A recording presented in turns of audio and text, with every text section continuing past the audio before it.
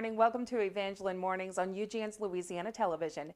I'm Nancy Kay. Joining us right now is Miss Anna Frank, who is the Executive Director of the Evangeline Parish HUD program. Thank you so much for being here.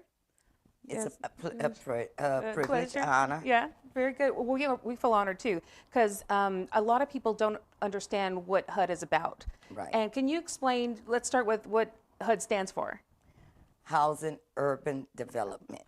Right. So what is the difference between HUD and Section 8 housing? There's no difference. There's none. It's Okay. the same thing. Okay. Section 8 is called Housing Choice Voucher Program. Okay. Back in the days, it was referred to as Section 8. Now we refer to it as the Housing Choice Voucher Program. Okay. And it stands for the same thing, HUD and Section 8.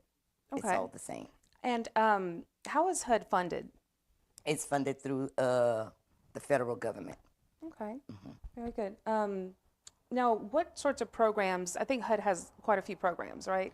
Right, Yeah. but we're only the Evangeline Parish Police Jury. We only have the Section 8 program, which is the Housing Choice Okay. Voucher program. That's Okay. the only one that the police jury is funded for. Oh, okay. So do you guys provide rental assistance, or is just the Rental assistance. rental assistance? Okay. And what it does, it helps families to live in safe, decent environment. You know, so many people wish they could live in nice homes, and you know, with private landlords, they want a large amount of contract rent. So what we do, we try to help them because you're dealing with low-income families. Right. So you want to be able to house them in good neighborhoods, nice houses, and good environment. Right. And do you also, I know some HUD chapter, they loan out money for home repairs and improvements?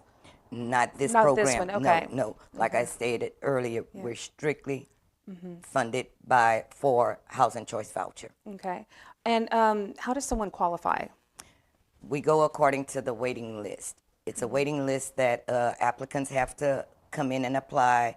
And what we do, whenever the waiting list is open, as of right now, the waiting list is closed. Whenever a family comes in to apply, when the waiting list is open, it goes according to the application, the applicant date and time. We put it on the waiting list. However they come in, that's where they're going to fall at on the waiting list.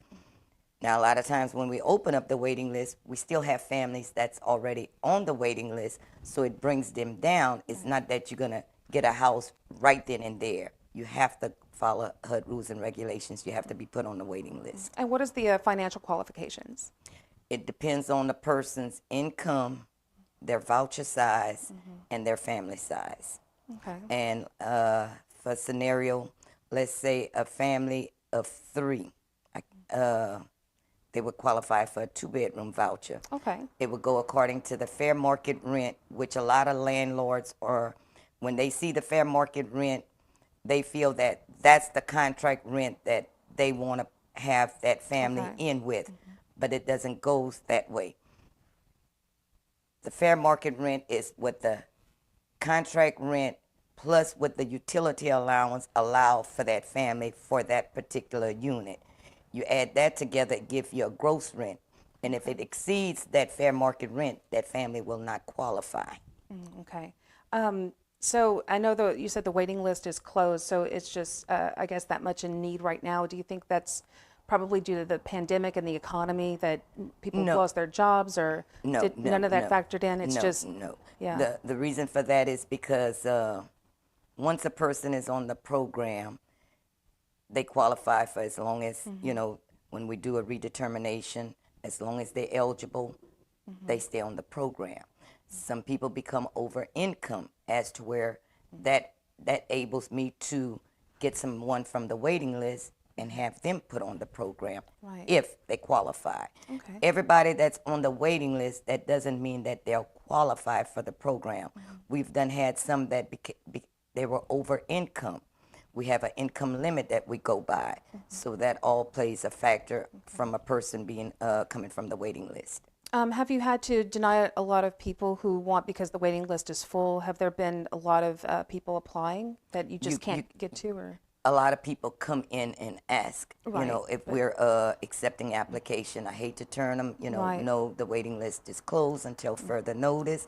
And whenever I open it, I usually advertise it. I do the Gazette, KVPI News, and I like to go above and beyond. So I go like to different places and I post flyers, that we're accepting applications, the dates that we are accepting applications. Because I wanted to get out. Evangeline Parish is broad, we not just within the city limits. Right. So we have Bazille, Turkey Creek, St. Landry. Right. So I like to go like to certain areas, like stores where the families in that area go to Right. shop, so they could see that we're going to be accepting applications. And so what I don't know if you know, but what normally happens to families who just can't, if the list is full? So where do they go after that? I mean, Well, what do I they usually do, recommend or- them. I tell them, there's public housing, and there's Gabriel Villa here in Ville Platte, and in Bazille there's another public housing there. So I try to give them another alternative, Right. instead of just waiting to get on the waiting list. But with anybody that comes in to apply, you never turn down. The only Right. time you turn down is not really turned down if you're ineligible for the program. And does HUD collaborate with other agencies? No, HUD, we have really HUD, we under HUD rules and regulations. It's just standalone and Right. Okay. Well, we have Louisiana Housing Council, but that's under HUD. We have, they help us with policy and procedures. We have conferences, meetings, trainings. So what it provides us training, and like if you're a new director, a new case manager, it helps you to grow, learn all the rules and regulations. So LHC is a good program that we're under, that's under HUD. Good, very nice. Now, specifically as executive director, what are your job duties? I make sure that everything is getting done at the office, provide checks, direct deposits for the landlords, do reportings annually. We have reports that we have to do. I'm also a caseworker because I do have families that I, do annual research and all this for. And I usually meet up with the police bureau, give them a update of what's going on, with the HUD program. So it entails a lot, Some people feel that you're an executive director, you just sit behind the desk. No, that's not so. It's a lot of work. Yeah. But I've been doing it now. As of March 1st, it's going to be 14 years that I've been. I was about the to ask you executive- how long you've been doing it. Yeah, it's going to be 14 years that I've been the director, and I just love helping people. I can tell. I And can tell. what my motto is, and I tell this to everybody that comes in, I would, if it was my mom or my grandmother sitting on the other side of the desk, I would want this person on this side of the desk to give them as much help as Yes. the program calls for. Absolutely. If it's your children on that other side, you would want them to be in the best houses. So this is what I want. I'm not going to put nobody else's children in something I wouldn't put my family in. Right. I wouldn't put somebody's grandmother what I wouldn't put my grandmother in. course. So I really love what I do. I just love helping families. I can tell. I really do. Yeah. I really do. Yeah. Really. So does it break your heart whenever you have to It turn really people does. away, or so- And like some families, the ones that becomes ineligible due to over income, I normally like talk to them and I congratulate them. I say, because here it is, this program is for low income. You considered above this, so I applaud you. And what I'm trying to do, I did put it in my admin plan. I'm trying to get this program started once the pandemic is over and we'll start traveling again and getting trainings. I'm trying to get into the home ownership.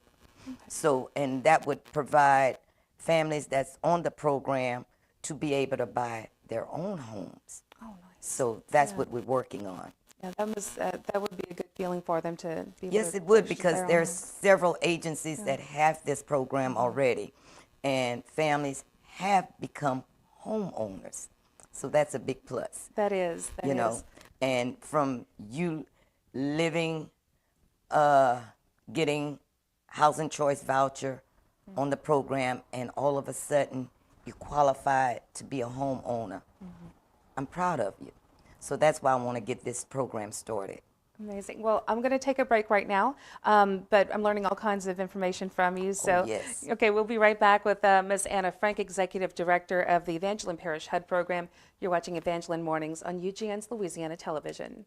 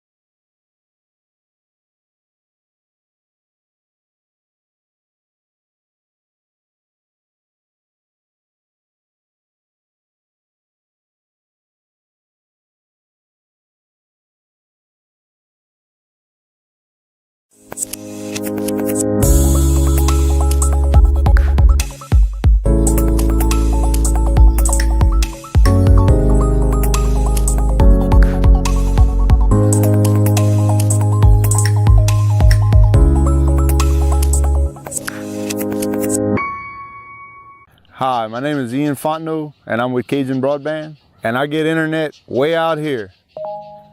Oh, I got a tweet. So what's good about Cajun Broadband, you got a local company, you got local customer support, you got small businesses, couldn't even have a peace of mind knowing that their security cameras work in the evening, you know, because the service just wasn't up to par. And we come in and we're an option, and we're a local option.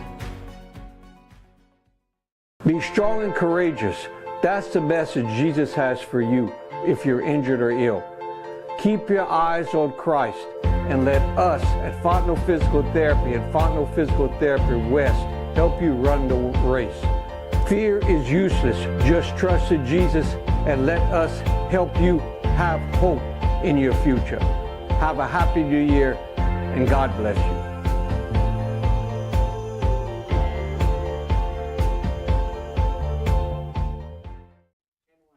Welcome back to Evangeline Mornings on UGN's Louisiana Television. We've been speaking with Ms. Anna Frank, Executive Director of Evangeline Parish HUD program. And during the break, you and I were talking about emergency housing vouchers. Can you explain those? Right. What it is, because there's a large number of homeless people throughout the United States, HUD them came up with a funding, and I don't want to say the wrong word, but I'm thinking it's coming from the Recovery Act. And they awarded different agencies X amount of vouchers as to where we can help the homeless. And these vouchers is called emergency housing vouchers, and what it entails is for somebody that's homeless, threatening to be homeless, or in a domestic situation, believe it or not, even human trafficking. Yes. And I'm working with the Arch of Lafayette. So anybody that is referred to my office or comes to my office, I have to refer them to the Arch of Lafayette because we have an agreement with them. And what is the Arch of Lafayette? It's Acadiana of Lafayette, and what it is, it deals with Faith House. Okay. They deal with Faith House, women that's battered, homeless. So I got into an agreement with them, and we house people, and I did get approval from the St. Landry Housing Authority as to where I can house family within Evangeline Parish and St. Landry, being that they coming from different areas, different places. Some of them, and like St. Landry have more to offer than Evangeline Parish, and there's public transportation, as I think it's taxi cabs. So a lot of families, out of the 15 vouchers that was awarded, thus far, I issued 15 vouchers. All of the vouchers are issued, and I housed 13 families And as a matter of fact, as you and I speak, we're going to be housing another family in the St. Landry area on today. Nice. And it brings joy to my heart because once we go and we meet with the families, they're very grateful for this program. I'm sure they are. And like I stated, so you have so many people that you wouldn't imagine that's homeless. And the weather has been cold. So you think about these families. On the news, there was this family, and my heart went out to them because I was like, I'm up to my limit with my vouchers. This lady was living, and I think at the hotel, it ended up, a fire happened, and my heart went out. I was like, I wish I can contact her, So it's so many different things that happen, and you wish you had enough funding to help these families because they really need assistance. I agree. And how big of a homeless problem do we have in Evangeline Parish? In Evangeline Parish, from what I know of, it's not as bad as other states and Right. cities. In larger cities, yeah. Right. I think maybe last year there was a family, I think, that was out in the cold, and somebody opened their doors to, that family as to where they wouldn't be out in that cold and rain. Right. But from my knowledge, from what I've picked up, and I go around, I ask questions, and it's not that bad here in Evangeline Parish that I know of. If somebody comes to me and let me know, then I can guide them in the right direction. And that's all I ask people. Don't base your thoughts or questions about what you think about HUD. Come talk to myself, my assistant. 9 out of 10, I have the answer. If I don't, I'll contact somebody in your presence as to where we can work out whatever you need. That's really good. Do you think our area needs a homeless shelter? Or is it not quite that bad yet? I would, because you never know of a person's condition. To me, every city, state should have a place ready in case we would go into a situation like that.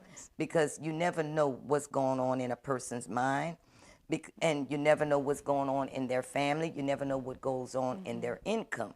Sometimes even a homeless person, they were once working, but something done transpired as to where this person became homeless.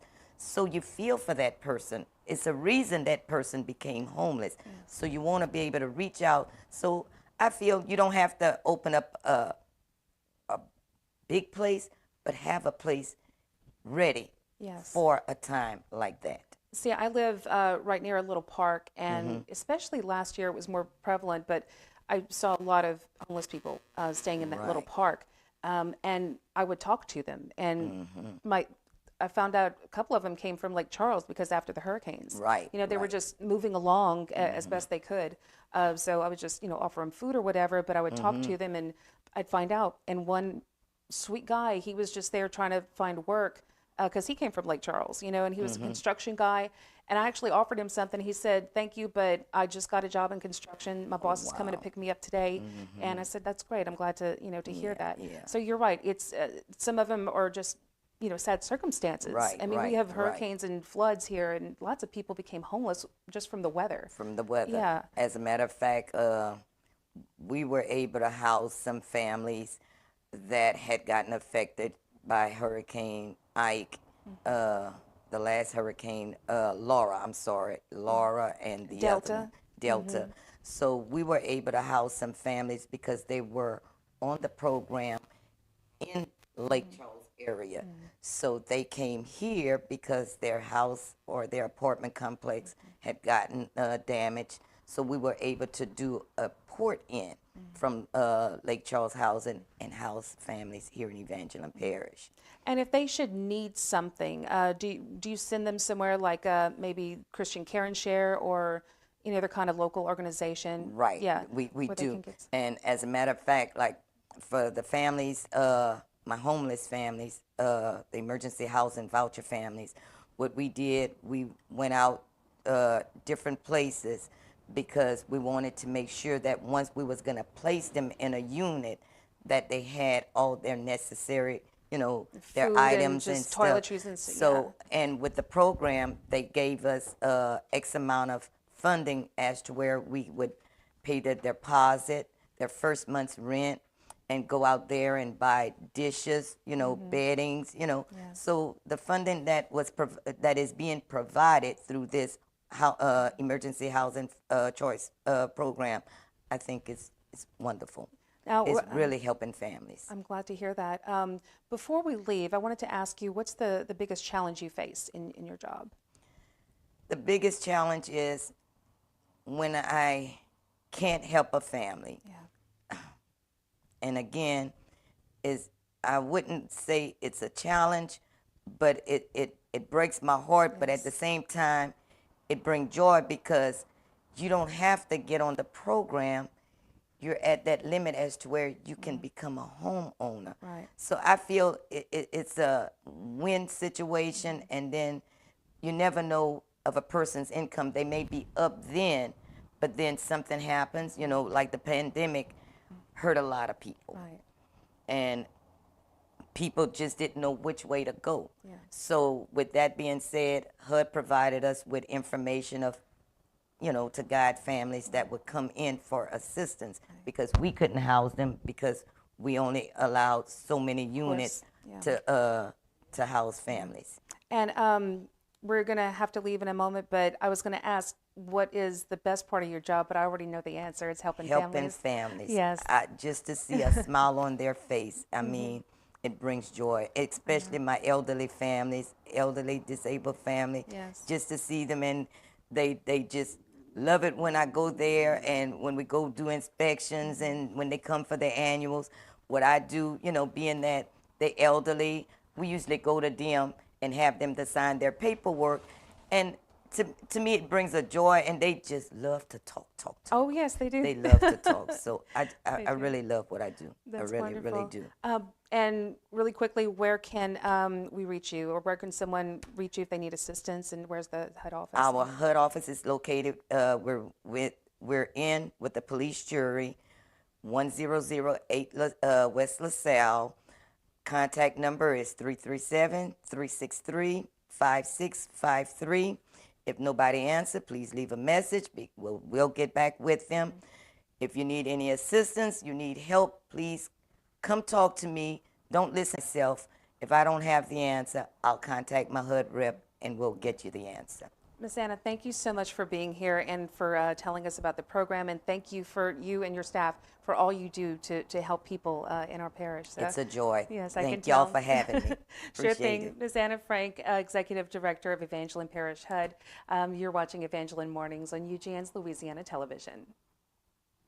Hi, Jillian Dickerson here, President and CEO of the Better Business Bureau serving Acadiana, and the new host of St. Landry in the Afternoon, starting March 14th on UGN's Louisiana TV, spotlighting businesses and community activity in St. Landry Parish.